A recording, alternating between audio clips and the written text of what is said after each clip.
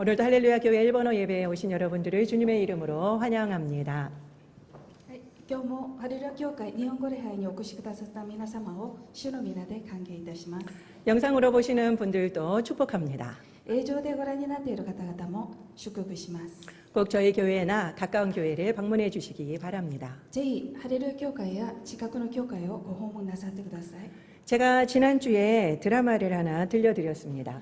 私が先週あるドラマを聞かせてあげました。 요약을 하자면 한 사장에게 두 아들이 있었죠.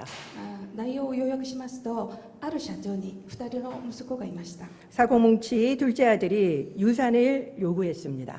トラブルメーカーの次男が遺産を要求しました。 그래서 그 유산을 받아가지고는 미국 라스베이거스에 가서 다 탕진하고 말았습니다. それでその遺産をもらってラスベガスに行って全部食い潰しました。 근데 거기에서 빚까지 지고 겨우 탈출을 했죠. それに借金まで負ってしまってやっと脱出しました。 그래서 집으로 겨우 돌아왔습니다. それで家にやっと戻ってきました。 그러자 아버지가 너무나도 기뻐하시면서 잔치를 크게 벌여주셨죠. それで父親が大喜んで宴会を開いてくださいました。 오늘은 제2부가 시작됩니다. 今日は第2部が始まります。 잔치가 한창일 때 형이 외국 출장에서부터 돌아왔습니다. 宴会が真っ最中に兄が外国出張から戻ってきました。 비행기에서 착륙하자마자 둘째가 쫄딱 망해서 돌아왔다는 소식을 들었죠. 飛行機から降りるや否や弟が財産を食い潰してしまったことを聞きました。 그리고는 아버지가 거액의 몸값을 지불하고 잔치까지 크게 벌이고 있다는 것도 들었습니다. それに父親が驚愕の身代金を払って宴会まで開いていることを聞きました。 그러자 그는 크게 화를 내면서 집으로 가던 자동차의 방향을 회사로 옮겨버립니다. すると兄は激しく怒って家に向かっていた自動車の方向を変えて会社に行ってしまいました。 그 소식을 들은 아버지는 회사로 큰아들을 찾아왔죠. それを聞いた父親は会社に兄に会いに行きました。 그러자 큰아들은 아버지에게 거세게 항의합니다. 父親を見た兄息子は問い詰めました。 지금까지 아버지는 회사와 아버지를 위해서 열심히 일하고 오늘도 힘들게 귀국한 저를 위해서는 무엇을 해주셨습니까? 今まで私は会社とお父さんのために今日も頑張ってお仕事して帰国した私には何をしてくださいましたか？ 아무것도 해주지 않으셨잖아요. 何もくださらなかったでしょ 그런데 그 많은 돈을 탕진하고 돌아온 놈을 위해서 잔치를 벌이셨다고요? う。それなのにそんなたくさんの財産を全部食い潰してきた息子のために宴会を開くなんて。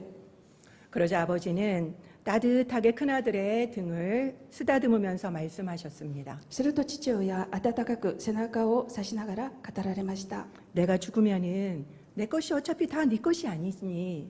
どうせ私が死んだら私のものは全部お前のものだ。 둘째가 건강한 몸으로 돌아온 것만으로도 감사하지 않니? 弟が元気に戻ってきただけでもありがたいと思わないか？ 아버지의 따뜻한 미소와 함께 드라마는 잔잔한 여운을 남기면서 끝이 납니다. 父親の温かい微笑みとともにドラマは終わります。 오늘 본문인 누가복음 15장에는 세 개의 비유가 나옵니다. 今日の聖書の御言葉では3つの例えが出てきます。 잃어버린 양과 그리고 잃어버린 드라크마 그리고 잃어버린 아들입니다. なくした羊となくしたドラクマ、それから失った息子の話です。 이 세 이야기가 연속적으로 나온다라는 것은 한 주제를 강조하는 것이죠.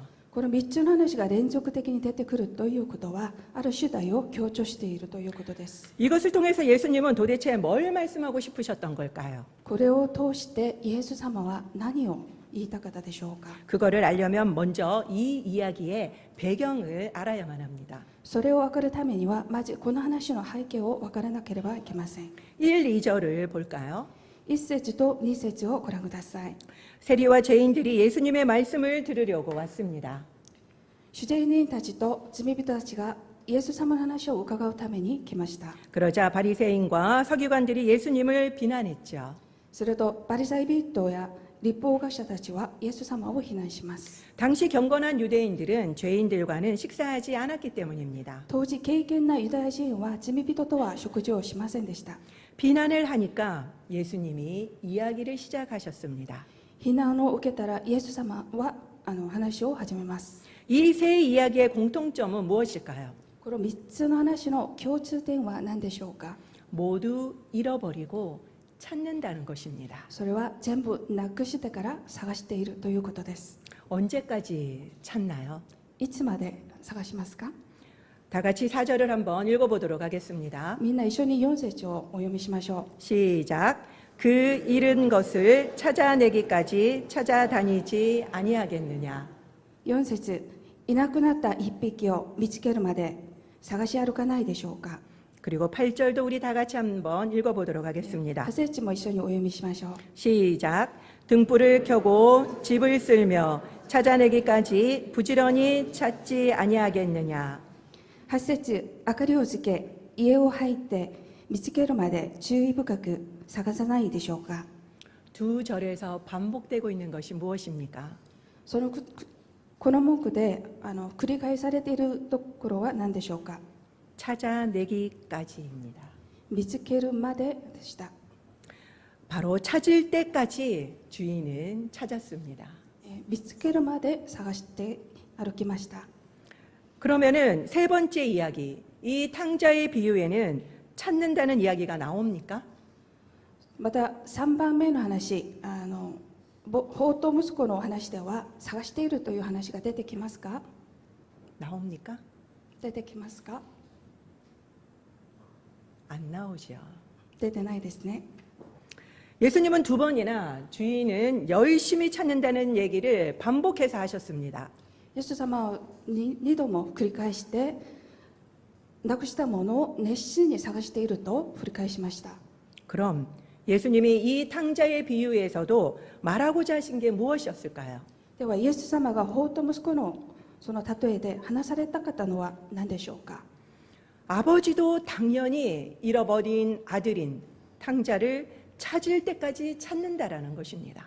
父親も当然失った息子、放蕩息子を探す時まで、探すまで、見つけるまで探すということです。 큰아들은 그런 아버지의 마음을 알고 미국에 가서 둘째를 데리고 왔어야 했죠.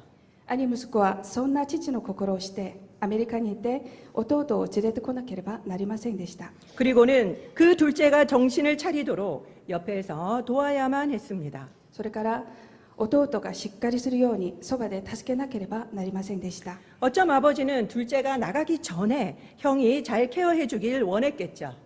もしかしたら父は弟が家を出かける前、兄が面倒を見てくれることを望んでいたかもしれません。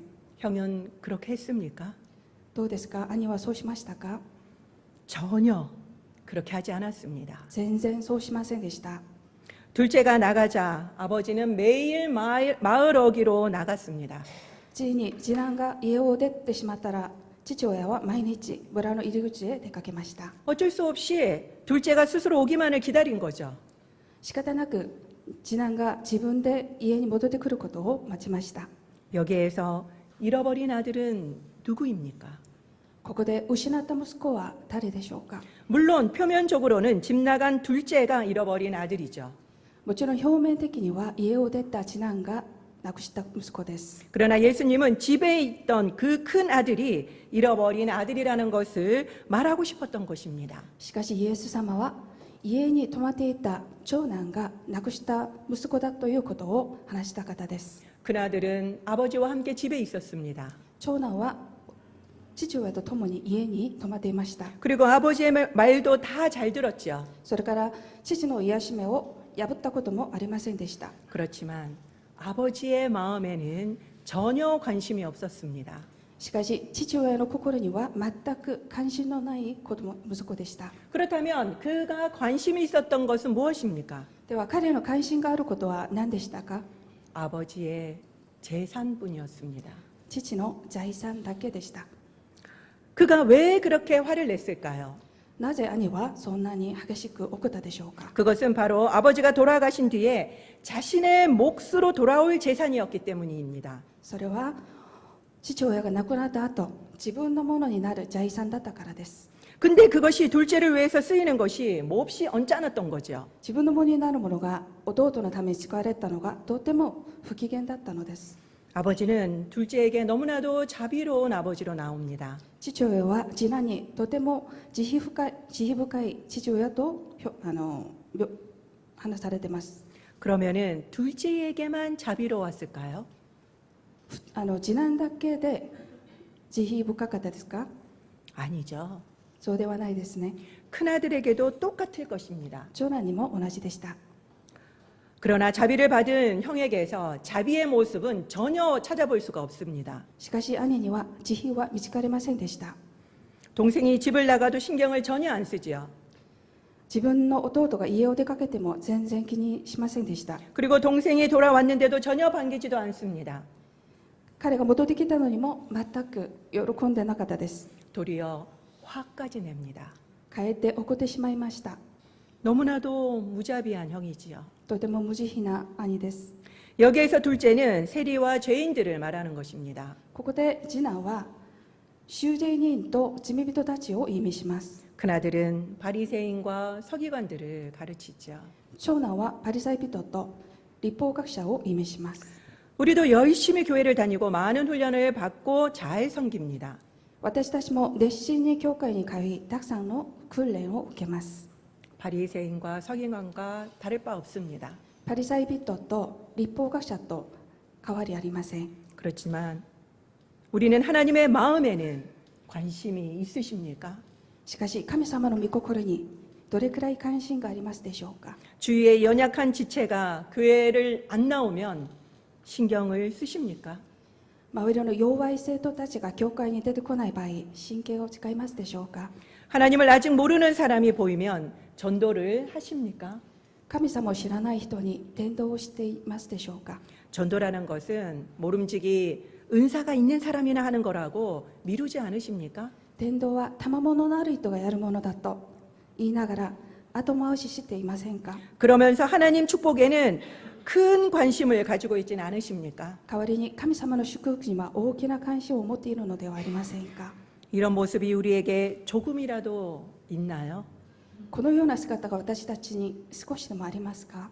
그렇다면 우리도 큰아들입니다. でしたら私たちも長男です。 탕자보다 더 문제는 형이었죠. 法と息子より長男の方が問題だったのです。 탕자는 적어도 자기의 잘못은 알고 있었습니다. なぜなら法と息子は自分の過ちが分かっていました。 죄인이라고 생각을 했지요. 自分が罪人だと思いました。 그렇지만 형은 전혀 몰랐기 때문입니다. しかし兄は全く分からなかったです。 여기서 우리는 진짜 형이 아버지의 마음을 몰랐을까 생각해 봐야만 합니다. ここで長男は本当に父親の心が分からなかったですか？それを考えてみないといけません。 아버지가 매일 새벽 마을 어기로 나가는데 그걸 모를 수 있을까요? 父親が毎日夜明けに村の入り口に出かけていたのにそれを気づかなかったでしょうか？ 아마 알았을 것입니다. 多分気づいたと思います。 신경 쓰기 싫으니까 그냥 모른 척한 거죠. 気にしたくないから分からないふりをしたと思います。 우리도 정말 하나님의 마음을 모를까요? 私たちも本当に神様の御心を分からないでしょうか？ 그동안 우리는 하나님에 대한 수많은 강의와 설교를 들어왔습니다. 今まで私たちは神様に対するたくさんの講義や説教を聞きました。 그리고 아버지의 마음이라는 찬양도 많이 불러왔죠. それからお父さんの心という賛美もたくさん歌いました。 이미 잘 알고 있습니다. もうすでに私たちは分かっています。 우리도 신경 쓰기 귀찮아서 모른 척할 뿐이죠. 私たちも気にしたくないから分からないふりをしているだけです。 형은 동생이 필요로 하는 것을 적절할 때에 적절히 공급해야만 했습니다. 兄は弟が必要なものを適切な時適切に供給しなければなりません。 형으로서 동생에게 마땅히 해야 할 일이었죠. 兄として弟に当然すべきことです。 형으로서 동생에게 마땅히 해야 할 도리, 이것이 무엇입니까? 当然すべきことを何と言いますか？ 제가 첫 번째 주에 말씀을 드렸는데 이것이 바로 자비입니다. これが慈悲です。 마땅히 해야 할 도리. 当然すべきこと、 이것이 헤세드, 자비입니다. それがヘッセド、慈悲です。 그러나 형은 전혀 하지 않았죠. しかし兄は全然やりませんでした。 아버지의 자비는 받았지만 자비를 베풀지 않았습니다. 父親の慈悲は受けましたが、施さなかったです。 진짜 잃어버린 아들은 이 형처럼 무자비한 사람입니다. イエス様はこのような無慈悲の人を本当の意味で失われた息子だと言われたのです。 지금까지 우리는 두 아들의 이야기를 살펴보았습니다. 今まで私たちは2人の息子の話を見てみました。 이제 마지막 한 아들을 살펴봅시다. 最後の息子をもうちょっと見てみましょう。 하나님에게는 맏아들이 있었습니다. 神様には長男がいました。 그는 하나님의 마음을 너무나도 잘 알았죠. 彼は神様の御心をよくしていました。 때로 우리들은 잘못된 길로 가면 하나님은 참다가 혼을 내셨습니다. 時には私たちが間違った道へ行くと神様は忍耐した後叱られます。 그런데 그것이 반복되면은 결국 관계가 단절되었죠. しかしそれが繰り返されると関係が断絶されます。 그러나 하나님이 우리를 잊지 못하시는 것을 이 맏아들은 눈치를 챘습니다. しかし神様が私たちのことを忘れられないということを長男は気づきました。 그래서 우리 대신 벌을 받습니다. それで私たちの代わりに罰を受けます。 그 맏아들 덕분에 우리는 새 생명을 얻었죠. その長男のおかげで私たちは新しい命を得ます。 그래서 다시 하나님과의 관계가 회복되었습니다. それでまた再び神様との関係が回復されました。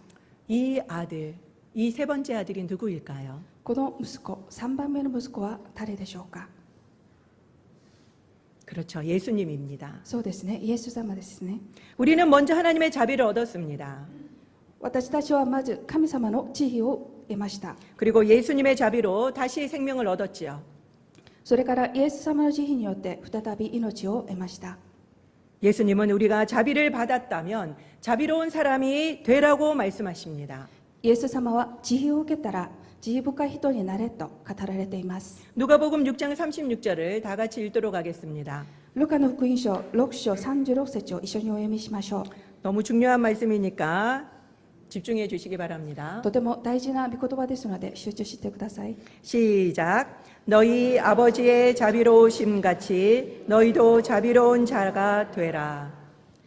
あなた方の父が憐れみ深いようにあなた方も憐れみ深くなりなさい。 그런데 우리는 자비를 받은 것을 너무 쉽게 잊습니다.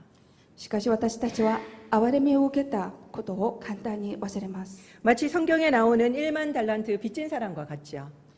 まるで聖書に出てきている1万タラントの負債のある人のようにですね。 지금으로 환산을 하면은 100억 빚진 사람이 면제를 받았는데 자기에게 100만 원 빚진 사람을 고소한 것과 같습니다. 今で言うと自分にあった100億ウォンの負債を免税されたのに自分に100万ウォンの借りのある人を告訴したのと同じです。 100억과 100만 원은 비교도 되지 않지요. 100億ウォンと100万ウォンは比較になりません。 우리는 하나님의 자비를 늘 기억해야만 합니다. 私たちはいつも神様の憐れみを覚えなければなりません。 그리고 우리도 자비를 행하는 자들이 되어야만 하죠. また憐れんであげるものにならなければなりません。 구약에 보면은 탕자의 형과 같은 사람이 또 나옵니다. 旧約聖書に見ますと法と息子のような人物がまた出てきます。 그는 선지자였죠. 彼は預言者でした。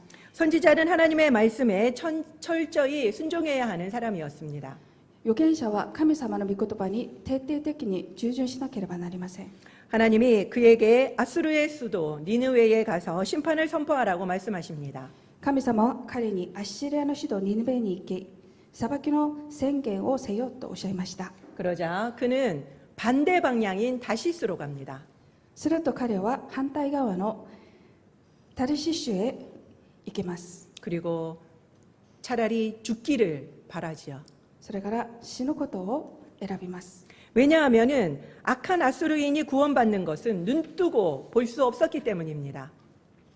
なぜならボート息子のような悪人のアッシリア人が救われるのがどうしても見たくなかったからです。 그에게 아수르인이란 오늘 본문의 둘째와 같은 존재였죠.